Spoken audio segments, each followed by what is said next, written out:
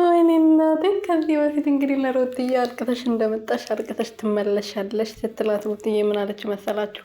እኔ ለፍቅር ነው ያለቀስኩት፣ ምን ችግር አለው? ለፍቅር የምታለቅስ ሴት እኔም ብቻ ነው ያያችሁት ብላ ነበር የመለሰችላት። እና የኔ ጀግና የኔ ልዕልት ማለት ነው።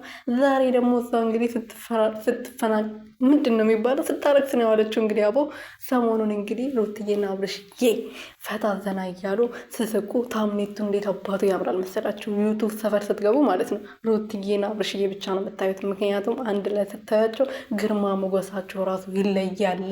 እና ዛሬ እንግዲህ እያለቀሰች ዳብዳቤ ስጥልኝ ብላ እንግዲህ በአሚሮ ቤት መጣለች ማለት ነው።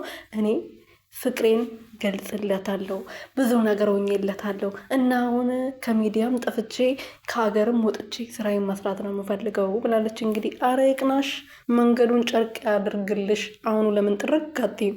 ሰላም ሰላም ቤተሰቦች እንዴት ናችሁልኝ? እኔ ያለው ፈጣሪ የተመሰገነ ብያላችሁበት ሰላማችሁ በዚህ ትርፍርፍ ይበልልኝ። ዛሬ በጣም ነው ደስ ያለኝ ማለት ነው። ምክንያቱም ሄርሜላ ለሩትዬ ከዚህ በፊት ያለችው ነገር ትዝ ብሎኝ ማለት ነው። ቢያንስ እኮ ሩትዬ ማለት ነው ይወዳታል፣ ያፈቅራታል፣ አግብቷታል፣ ብዙ ነገር አድርጎላታል፣ ተጋብቷል፣ ልጅ ወልደዋል፣ ወግ ለማድረግ ደርሰዋል ማለት ነው። አንቺ እኮ ምንም ሳታገኝ ነበር ያ ሁሉ ስትለጣጠፍ የነበረው። ክብርሽን ዝቅ አድርገሽ ሴትን አሰደበሽ፣ ባለትዳርና ወንድ ልጅ የልጅ አባት የሆነው ወንድ ስትመኝ የነበረው ማለት ነው። ስለዚህ ዋጋሽን ያገኘሽ እኔ ደስ ብሎኛል ማለት ነው።